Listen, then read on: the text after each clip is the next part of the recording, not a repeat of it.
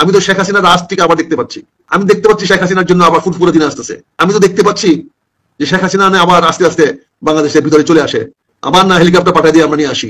আজ শুক্রবার রাজধানীর বঙ্গবন্ধু এভিনিউস্থ আওয়ামী লীগের কেন্দ্রীয় কার্যালয়ের সামনে ঘটে যায় নাটকীয় এক ঘটনা। ছাত্র জনতার ব্যানারে সাম্প্রতিক সময় আলোচিত রাজনৈতিক জোট এনসিপির এক নেতাকে আওয়ামী লীগ ও ছাত্রলীগের কর্মীরা প্রকাশ্যে দিবালোকে ধোলাই দেন। শেখ হাসিনা দেশ থেকে পর শুরু হয় আওয়ামী লীগের নেতাকর্মীদের বিরুদ্ধে ধারা ও মিথ্যা মামলা। এবার শেখ হাসিনার পক্ষে আদালতে দাঁড়িয়েছেন আইনজীবীরা। এই সরকার পরবর্তী সরকারের কাছে ক্ষমতা হস্তান্তরটা শান্তিপূর্ণ উপায়ে করবে না, তার মানে একটা সাংঘর্ষিক পরিস্থিতির দিকে যাবে। সেই সাংঘর্ষিক পরিস্থিতির দিকে কেন যাবে? বর্তমান সরকার কি অনেকদিন সত্যি ক্ষমতায় থাকতে চায়? তিনি কি এটার অংশ? কারণ স্টেক ইজ সো হাই, বাংলাদেশের ভবিষ্যৎ আমরা আসলে কারো উপরে এভাবে ছেড়ে দিতে পারি না। আসসালামু আলাইকুম প্রিয় দর্শক, যে সকল ভিডিও ফুটেজগুলো দেখলেন এতে করে নিশ্চয়ই বুঝতে পেরেছেন আজকের ভিডিওটা কতটা গুরুত্বপূর্ণ হতে চলেছে। তাই ভিডিওটি না টেনে সম্পূর্ণ ভিডিও দেখার আহ্বান করছি। কথা না বাড়িয়ে চলুন ভিডিওটি দেখতে থাকি। আর হ্যাঁ, আপনি যদি এই চ্যানেলে নতুন হয়ে থাকেন তাহলে চ্যানেলটি সাবস্ক্রাইব করে পাশে থাকা বেল আইকনটি অন করে দিন। আর যদি সাবস্ক্রাইব করে থাকেন তাহলে আপনাকে অসংখ্য ধন্যবাদ। নুরুল হক নূর গণ অধিকার পরিষদের সভাপতি, তাকে উদ্ধৃত করে গণমাধ্যম শিরোনাম করেছে, যেটা আপনারা দেখে নিতে পারেন, অন্তর্বর্তীকালীন সরকারের ক্ষমতা হস্তান্তর শান্তিপূর্ণ হবে কিনা সন্দেহ। অর্থাৎ তিনি সন্দেহ করছেন এই সরকার পরবর্তী সরকারের কাছে ক্ষমতা হস্তান্তরটা শান্তিপূর্ণ উপায়ে করবে না, তার মানে একটা সাংঘর্ষিক পরিস্থিতির দিকে যাবে।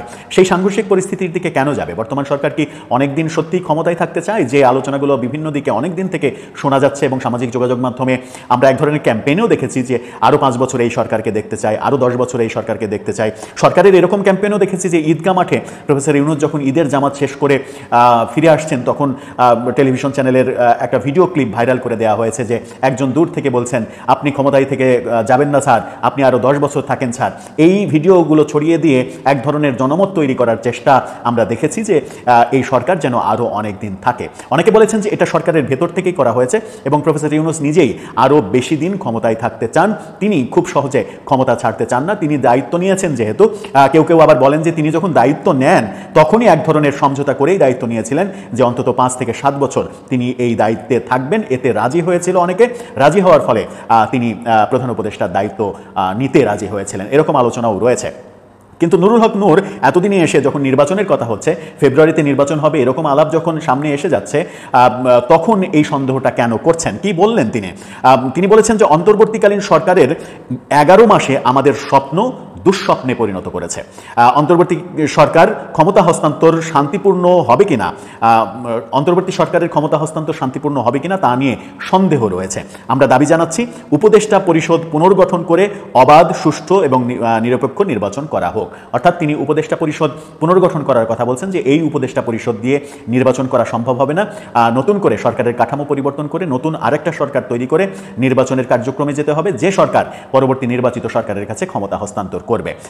তাহলে কি ব্যাপারগুলো নুরুল হক নূর যেহেতু একটা পক্ষে তাকে ইদানিং দেখা যাচ্ছে, তিনি জামাত, ইসলামী আন্দোলন এই জোটে বিভিন্ন সমাবেশে তাকে উপস্থিত থাকতে দেখা যাচ্ছে, ধারণা করা হচ্ছে জামাত, ইসলামী আন্দোলন এদের সঙ্গে তার একটা জোট হতে পারে। তাহলে কি এই কথাটা সেই পুরো জোটের নাকি নুরুল হক নূরের একার কথা? সন্দেহটা তৈরি হচ্ছে কেন? নির্বাচন নিয়ে সন্দেহ তৈরি হচ্ছে কেন? আবার তো এই আলোচনাও রয়েছে যে নির্বাচন দেরিতে হোক কিংবা নির্বাচন পিছিয়ে যাক, এটা এনসিপি, জামাত, ইসলামী আন্দোলন এরা সবাই চায় এই কারণেই যে অনেকে বলেন যে এই প্রফেসর ইউনূস সরকার ক্ষমতায় থাকাকালীন তারা যেভাবে সুবিধাভোগী হচ্ছে, তারা বিভিন্নভাবে বিভিন্ন দিক থেকে যেরকম সুবিধা পাচ্ছে, তাতে করে নির্বাচনের পরে বিএনপি যদি ক্ষমতায় আসে তাহলে সেই সুবিধাটুকু তারা পাবে না, সেই সুবিধা থেকে তারা বঞ্চিত হবে। সেই কারণেই তারা চায় প্রফেসর ইউনূস আরও বেশি দিন ক্ষমতায় থাকুক এবং তারা যেন ক্ষমতার আবহের মধ্যে থাকতে পারে, বসবাস করতে পারে। সেই আলোচনাগুলো কিন্তু সমাজে রয়েছে। কিন্তু নুরুল হক নূর যে কথাটা বললেন সেটা কিন্তু যথেষ্ট শঙ্কার কথা, যে ক্ষমতা হস্তান্তরটা শান্তিপূর্ণ হবে না। তাহলে কি তিনি গৃহযুদ্ধের আশঙ্কা করছেন? দেশের সার্বিক পরিস্থিতি খারাপের দিকে যাবে এরকম আশঙ্কা করছেন?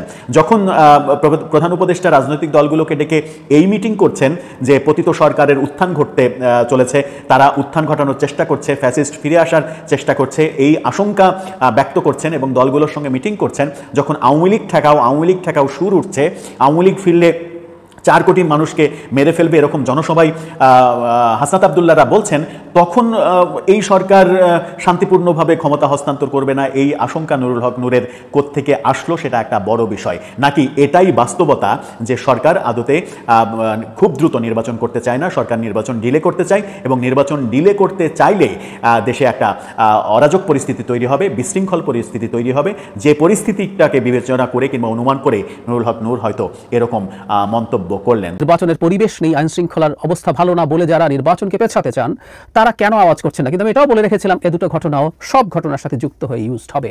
গোপালগঞ্জে যেমন ঘটনার পর যেন হান্নান মাসুদ খুব সময় লাগেনি, খুব দ্রুত এভাবে কিসের নির্বাচন করবে এই সরকার, এসব বলেছেন। কিন্তু দেখা গেল এই দুটো ঘটনাকে মাথায় রেখে রাদার প্রধান উপদেষ্টা, রিপিট, প্রধান উপদেষ্টা এই রকম কথা বলছেন।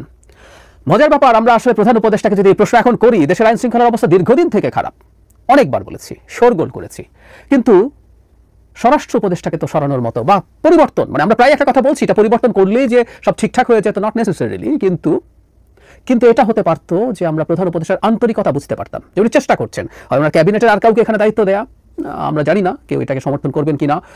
জেনারেল শাখাওয়াত যখন প্রথম দায়িত্ব ছিলেন সবচেয়ে ভঙ্গুর অবস্থায়, তিনি বেশ ভালোই কাজ করছিলেন বলে আমরা বাইরে থেকে মনে হচ্ছিল। তারপর তার কিছু এক বক্তব্য নিয়ে সবার খুবই ক্ষোভ হলো, তাকে সরিয়ে দেওয়া হলো। তিনি ক্যাবিনেটে আছেন কিন্তু সরিয়ে দেওয়া হলো, তিনি বা আর কেউ যা বেটার পারফর্ম করছেন, অথবা বাইরে থেকে কাউকে এনে এখানে দেয়া। এটা শুধু উপদেষ্টা না, ওখানে একজন বিশেষ সহকারীও আছেন। সবকিছু মিলে এই মন্ত্রণালয়টা খুবই খারাপ চলছে। আবার স্বরাষ্ট্র উপদেষ্টার কাছে কৃষি মন্ত্রণালয়ও রাখা হয়েছে। এই হচ্ছে ডক্টর ইউনূসের ম্যানেজমেন্টের স্টাইল। তিনি যদি এই পরিবর্তন করার চেষ্টা করতেন, তিনি যদি কোনো সিরিয়াসলি কাজ করার চেষ্টা করতেন বা একটা কমিটি করে দিতেন যারা এই আইন শৃঙ্খলাকে আলাদাভাবে দেখবে, বিশেষভাবে দেখবে, তাহলে বুঝতাম যে তিনি চেষ্টা করছেন। তাহলে তো তিনি চেষ্টা করছেন না। তিনি চেষ্টা করছেন না, কেন করছেন না? তিনি বা এখন এই প্রশ্নগুলো তাকে সরাসরি করে ফেলাও বিব্রতকর মনে হয়। আমরা প্রায় বলতাম সরকারের একটা অংশ আছে যারা চায় এই পরিস্থিতিগুলো থাকুক এবং আরো খারাপের দিকে যাক। সো এই আলাপটা সামনে আনা যায়, যে আলাপটা এখন আসছে। এখন প্রধান উপদেষ্টাও কি এই চক্রকে এন্ডোর্স করছেন? আমি আবারও বলছি, আইন শৃঙ্খলার অবস্থা যে জায়গায় যাচ্ছে এটা সত্যিই খারাপ, কিন্তু আমরা সরকারের কোনো সিগনিফিকেন্ট পদক্ষেপ নেওয়া তো দেখি নাই। বিভিন্ন জায়গায় যখন মব বিভিন্ন নামে, কখনো ধর্মের নামে, কখনো বিপ্লবের নামে, সোকল বিপ্লবের নামে, এটা সোকল বলি কারণ এটা কোনোভাবেই বিপ্লব ছিল না, যাই হোক, কারণ খারাপ লাগলেও কিছু করার নেই, বিপ্লবের নামে বিপ্লবী লোকজন, এমনকি তাদেরকে এন্ডোর্স করার চেষ্টা করা হয়েছে মবকে। ইভেন জনাব নাহিদ ইসলাম বলেছেন এরা বিপ্লবের ছাত্র জনতা, বিপ্লবী ছাত্র জনতাই নাকি অনেক ক্ষেত্রে মব, কোনো কোনো ক্ষেত্রে মবকে প্রেশার গ্রুপ বলা হয়েছে। সো এই সম্মতি উৎপাদনের চেষ্টা হয়েছে এবং মবের বিরুদ্ধে যারা কথা বলেছে তাদের উপর অনেকে হামলে পড়েছেন। আমি তাদের একজন, আমার উপরও প্রচুর আক্রমণ হয়েছে এগুলো নিয়ে। সো এগুলো যখন ঘটছে, কোনো পদক্ষেপ তো আমরা সেই অর্থে সিগনিফিক্যান্টলি দেখিনি সরকারের দিক থেকে, কোনো একটা জায়গায় কখনো দেখিনি। তো তা যদি হয়ে থাকে, তার আন্তরিকতা কোথায়, আমরা এই প্রশ্ন করব। অথচ আইন শৃঙ্খলা পরিস্থিতি যে জায়গায় গিয়ে পৌঁছেছে, উচিত ছিল যাবতীয় সব কিছু পারলে আরো কমিয়ে উচিত হতো এই জায়গায় সম্পূর্ণ ফোকাস করা। শুধু নির্বাচনের জন্য না, একটা রাষ্ট্রের সবচেয়ে বেসিক রুটিন কাজের মধ্যে এটা আসে। এটার জন্য এরকম অন্তর্বর্তীকালীন সরকারের কোনো প্রয়োজন নাই যে সংস্কার অনেক লম্বা কথা বলবে, সেরকম এটা দরকার না। একটা 3 মাসের তত্ত্বাবধায়ক সরকারেরও জরুরি গুরুত্বপূর্ণ কাজ হচ্ছে আইন শৃঙ্খলা রক্ষা করা এবং সেটাকে ঠিকঠাক স্ট্যান্ডার্ডে মেনটেন করা। আমরা জানি পুলিশ বাহিনীর সমস্যা আছে, কিন্তু পুলিশ বাহিনীর সাথে সাথে এখন ম্যাজিস্ট্রেসি পাওয়ার নিয়ে সেনাবাহিনী মাঠে আছে। কি করছে সরকার? আবারও বলছি, কোনো চেষ্টা দেখছি না, কোনো পরিবর্তন করার টেন্ডেন্সি দেখছি না। গোপালগঞ্জে যে ঘটনা হলো, ন্যূনতম রাজনৈতিক খোঁজখবর রাখা মানুষ এটুকু প্রেডিক্ট করতে পারতো, আমরা অনেকেই করেছি। স্বরাষ্ট্র উপদেষ্টা এতটা হবে নাকি বোঝেননি। আমি আসলে মনে করি যাবতীয় সব গোয়েন্দা সংস্থা সঠিক তথ্যই দিয়েছিল এবং কনস্পিরেসি থিওরি বলতে পারেন কেউ, কিন্তু আমি এটাকে অল্টারনেটিভ থিওরি হিসাবে বলতে চাই। সেটা হচ্ছে হতে দেয়া হয়েছে, কারণ এগুলো প্রত্যেকটা অ্যাকুমুলেট করছে। সচিবালয়ে শোনা গেছে ঢুকতে দেওয়া হয়েছে, অনেকে এখানে যারা ছিলেন যে পুলিশ ঢোকার ক্ষেত্রে বাধা দেয়নি, অথচ সেই বল প্রয়োগটা আমি একটা ভিডিওতে বলেছিলাম, সেই বল প্রয়োগটা গেটের বাইরেই হতে পারতো, যাতে গেটের মধ্যে দিয়ে ঢুকতে না পারে, কিন্তু গেট ভেঙে ঢুকে গেছে। এটা আসলেই খুব serious law and order situation. দেখা গেল যে সরকারের এই উইংগুলো কাজ করতে পারছে না। এখন প্রধান উপদেষ্টা নিজে বলছেন, প্রধান উপদেষ্টার মতো মানুষ নিজে যদি এই কথাগুলো বলেন, এটা অত্যন্ত অ্যালার্মিং। জনাব সেলিম যখন এই কথাটা প্রথম বললেন, আমি টকশোতে বসে আমার মুখ দিয়ে ও মাই গড স্পন্টেনিয়াসলি বেরিয়ে গেছে। এটা আসলে ও মাই গড বলার মতো ব্যাপার। আমরা এটুকু জানছিলাম যে প্রধান উপদেষ্টা অন্তত তার যে সম্মান রক্ষার জন্য তিনি যে কথা দিয়েছেন জাতির কাছে, সেটা রক্ষা করবেন, কিন্তু আর মধ্যে অন্য অনেকেই এই ধরনের চেষ্টায় আছে। কিন্তু ওনার এই বক্তব্যের পর আমরা এই সন্দেহটা রাখবো, আমি বলছি না নিশ্চিতভাবেই তিনি এর অংশ, কিন্তু এই সন্দেহটা আমরা প্রকাশ করে রাখবো তিনি কি এটার অংশ। কারণ স্টেক ইজ সো হাই, বাংলাদেশের ভবিষ্যৎ আমরা আসলে কারো উপর এইভাবে ছেড়ে দিতে পারি না, যেন তেন কিছু হতে পারে, এই পরিস্থিতিতে ছেড়ে দিতে পারবো না, সরি।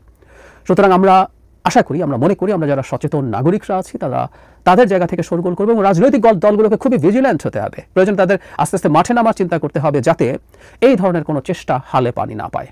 প্রধান উপদেষ্টার বক্তব্যকে সিরিয়াসলি নিতে হবে। কেউ কেউ বলতে পারেন যে অনেক বেশি সেন্সিটিভিটি দেখাচ্ছে কিনা। আমি বলি সিচুয়েশনটা এখন এতটাই নাজুক, এতটাই টার্ময়েলের মধ্যে আছে, আমরা এতটাই ক্রান্তি লগ্নের মধ্যে আছি, এখন অত্যন্ত ছোট বিষয়কে বেশ বড় করেই দেখা উচিত হবে। এতে হয়তো কখনো কখনো বাড়াবাড়ি মনে হতে পারে, কিন্তু এটা আমাদের বিপদ থেকে বাঁচাবে। প্রিয় দর্শক, সম্পূর্ণ ভিডিওটি দেখার জন্য আপনাকে ধন্যবাদ। ভিডিওটি দেখে কি উপলব্ধি করতে পারলেন তা কমেন্টে লিখুন। ফিরছি আগামী কোনো ভিডিওতে নতুন কোনো টপিক নিয়ে। ততক্ষণ পর্যন্ত ভালো থাকবেন, সুস্থ থাকবেন, এই শুভকামনায় আজ এ পর্যন্তই। আল্লাহ হাফেজ।